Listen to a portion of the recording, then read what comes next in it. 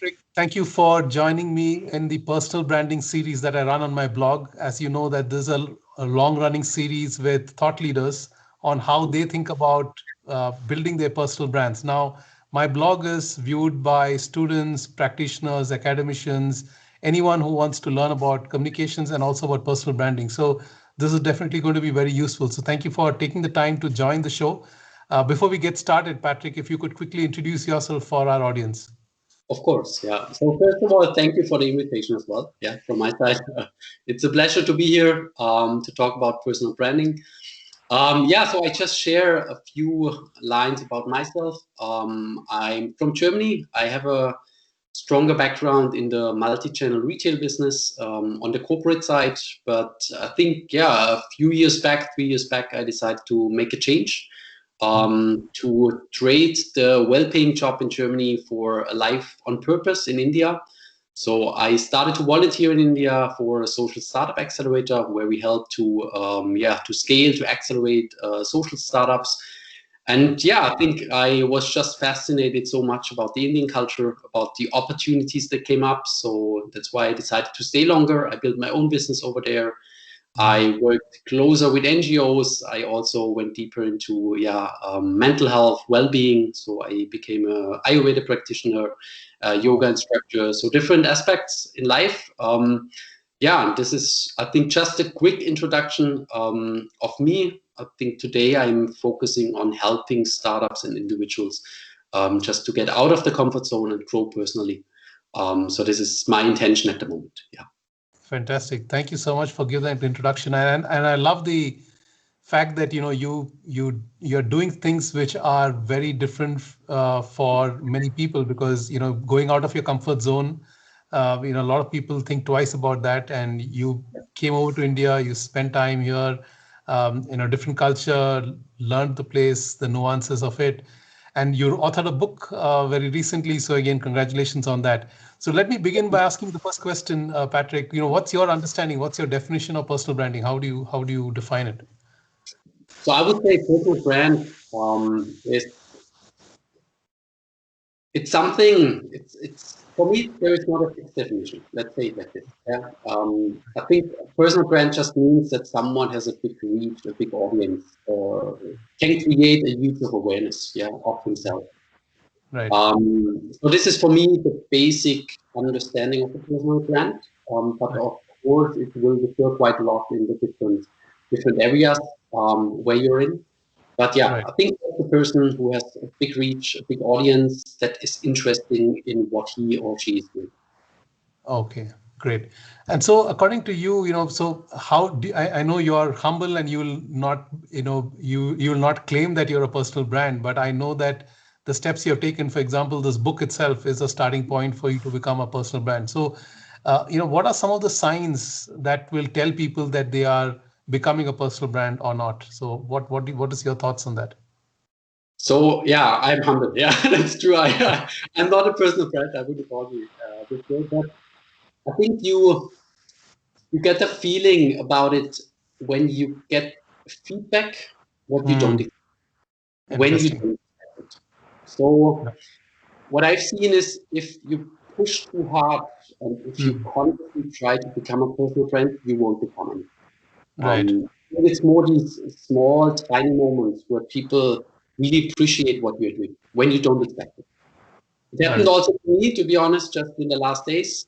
After I published, people reached out to me and said, "Hey, congrats, amazing what you've written." Yeah, Right. I was like, "Wow, okay, this is nice now," because I didn't ask for it. Yeah, Right. I think this is one of the biggest signs if people really appreciate what you're doing. Fantastic. And so if I were to ask you, how do you go about building that personal brand? Because it is a very intentional process. And, like, for example, moving over to India, thinking of working with a startup, becoming a startup coach. So there are some steps that you took. So what are some of those key steps that you can, reflect on your particular career or in your life and, talk about from a personal branding perspective? So I think it's not only personal branding, it's also if you don't want to become a personal brand, follow what you like to do. Yeah, do Right. what you want to do. Correct.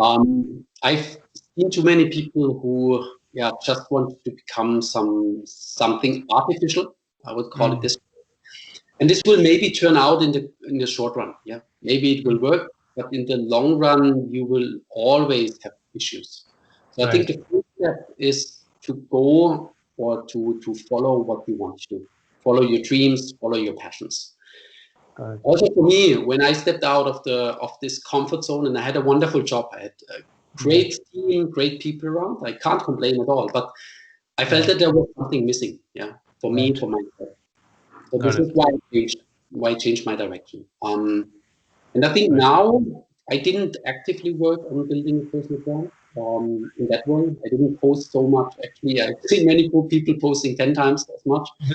But I think now, maybe with the book, yes, maybe I'm becoming more personal brand. I don't know yet, maybe. But it's also built on what I want to do. And this is why I feel like, okay, if it's a personal brand, nice. In others' definition, if it's not, it's also good because I enjoy what I do. Absolutely. I like the fact that you talked about, following your passion, basically, in terms of what you want to do. So if I were to ask you, who are those people, if you have a couple of names that come to your mind, whom you look up as personalities who are personal brands or otherwise, whom you like, and what are some of those attributes about them? What do you like about them?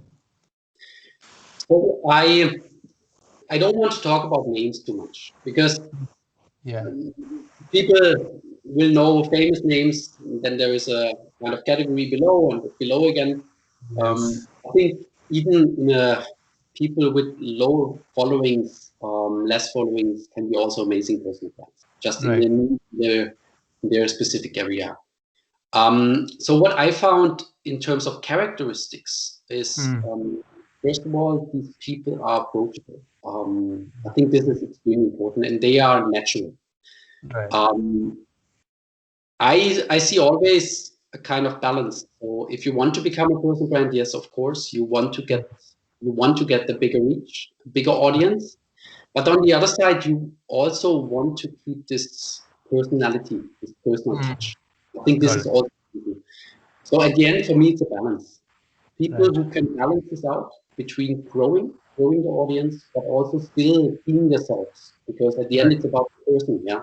It's about the character behind. It's about the stories behind, the way of thinking behind. I think these people can balance this in a proper way.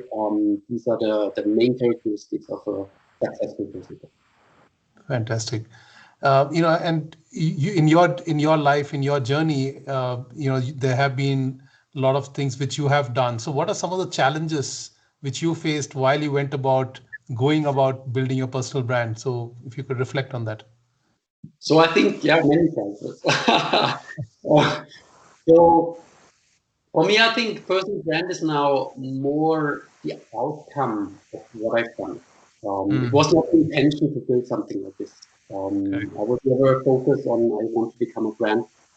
So I think it's just the outcome. I'm just reflecting now. Yeah, I guess I just reflecting on what I've done. I write about what I've done, and then things will maybe fall into place, looking for the next steps to the future. But of course, on this way, there were many challenges. But I think it's not only for people who build their own brand, it's for anyone. I think life is a roller coaster. I always say that there are ups and downs permanently. I think the main or the most important thing is that we know how to handle, how to manage them. If you want to become a personal brand or not, doesn't matter. You have to manage these ups and downs and learn out of it. Great. And, related to that question, because when you are, like you mentioned, there are things, when it goes up and down, you obviously gain and lose some things, right? So, for example, you may not have enough time for yourself or your family, and or, you may gain a lot of wealth and fame and fortune. So what are some of the things that you have seen where you have gained and where you have lost? Good question. Really good question. I think there are chapters in life, first of all, and every chapter has a certain characteristic. Maybe you have a chapter of you, especially when you're just finished with study, you want to focus on work, you want to earn money. Then in a later stage, maybe you realize, oh, it's not the only thing. There is also family, relationships, your own health. When you get older, you think about, wow, how can I stay healthy? So I think to say it in general is hard. I think it depends on which certain chapter in life you are. But I believe at the end, you have to balance all of these layers. And I think if you're young, you often think about money, money, money, fame, success. So these are typical things. I had also the same. Yeah, I went through the career ladder. I wanted to go up. And later on, I realized, oh no, I should be still myself. I should be still a person approachable.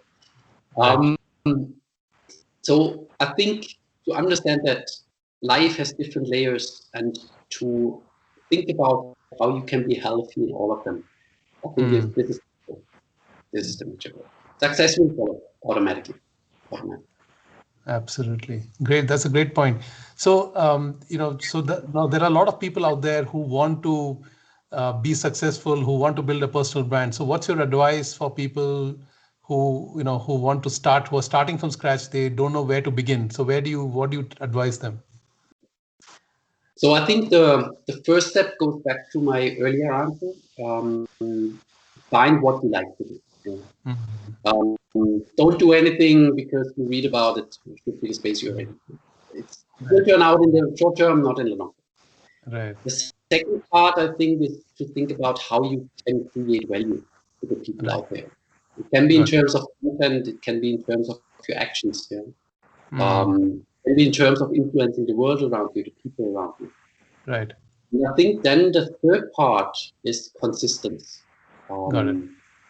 Really work on it. And even if it doesn't work out at the beginning, still go on.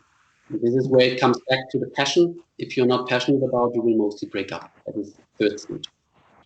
Okay, nice. I think that's very, very valuable advice. And related to that, I wanted to also ask you, there are a lot of youngsters, the new generation, who think that, if you have a YouTube video and it's successful, then you are a star. So what's your advice for people like that? I mean, who want to become a one-time hit wonder? Yeah. So first advice, don't buy your followers. That's today, it's too easy. Yeah, I think the number doesn't count anymore. It's the real numbers that matter are the interactions, as I said, like the responses when you don't expect them, the positive responses. I think these are the ones that matter.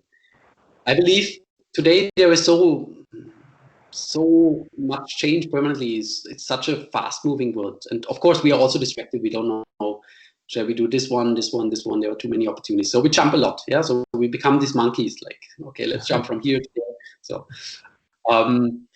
and I think if you just search for this one hit wonder, it won't work out in 99% of the cases. Because what happens if you jump, you start with direction A, it doesn't work, you jump to direction B, it doesn't work, C, D, and you get disappointed, demotivated, so you stop. Correct. I believe the curve of success is always something like this. It starts slowly to grow, and later on maybe you will see a hockey stick. But it doesn't work at the beginning. Even if you have a huge following, nothing will happen. Exactly. So stay at one certain topic, go this way. If it becomes hard, think about there will be better times, of course, yeah, and work on it. Don't think too much about in 1 month I need this, I that. It in most cases won't happen. Okay, great. So Patrick, if you were to reflect on your life, I mean, if there was one thing that you wanted to change or do differently about your personal brand and how you went about building it, what would that be? I think the main part, what I should have done differently at the beginning, following what I want to do. But I would like to have the second one, I hope it's okay, to reflect. Reflect. I think you need to learn from what you've done, from all the actions, what you've done. Is so crucial. There is not much more value. So do something actionable, learn from it, reflect on it. think this is one of the major things that I should have done much earlier. Got it. Got it. And now with COVID-19 happening and there's a whole lot of disruption in this world, how should personal brands be thinking about conducting themselves? So should they be doing what they're doing or should they be doing something different? So what's your take on that? So I guess there are two parts in that. So the major part, what I see from just because there is COVID-19 now, the world didn't change so much in terms of personal branding. So this is my personal opinion about it. Because you created value before, you can still create value. Yeah.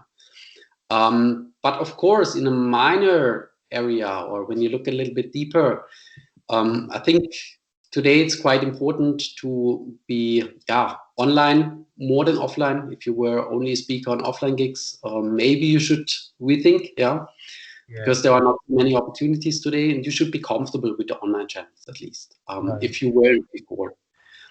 Other than that, I think also think twice about the messages what you share, what kind of value you of course, if you only talk about we are all healthy permanently and we can travel wherever we want to be in the world, maybe you have issues now. If you are a travel blogger, maybe you might have issues now. So think about the value, what you want to get out. The value in your message. I think this is maybe one point also to check. So online, the value, what you create, these two things. But above that, I think the world didn't change so much in terms of the personal branding. Got it. So, Patrick, you wrote a book recently about your life. It's a memoir. So, why don't you briefly tell us what the book is and how it's connected to your personal brand? Sure. So, I consider myself as a lifelong learner. Yeah, learning through experience. There is nothing else as a knowledge. If you don't experience something, you don't know it. That's my belief. Yeah. So what I did, I recently published Breaking Out, Awakening Within. As you said, it's a personal development memoir based on all of my stories, experiences in India as an expert, as a foreigner. But I also tried to match it quite closely with my life lessons, what I took out of it. So it's a combination of each chapter is built on my story and life lesson in the areas of mindset, well-being, business, and culture.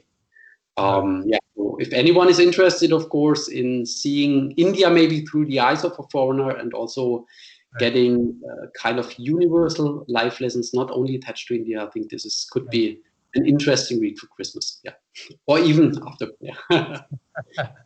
Great. And as we wrap up, Patrick, wanted to ask you, what is your recipe or what is your mantra for personal branding success? If you were to say it in one line. Believe in yourself.